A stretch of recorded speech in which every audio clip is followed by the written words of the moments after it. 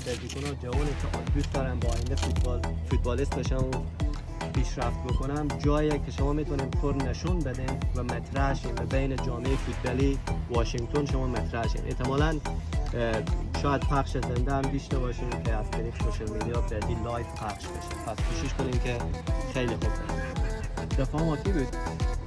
نصیر جان دفاع راست، نقشبندی دفاع آخره. منجور تو بسید بودی؟ خب نصیر دفاع ما نقشبندیه دیگه کی بود؟ محمد جان یک دفعه ما بود، یک دفعه دیگه ما هم ویت بود. صبر کنین که من یک دفعه ترتیب. منظور جان تو راست بودی؟ آره. منظور راست، متین جان چپ. خب ما چیز میکنیم. خب یا فوروارد وسطا ما رضا و رضا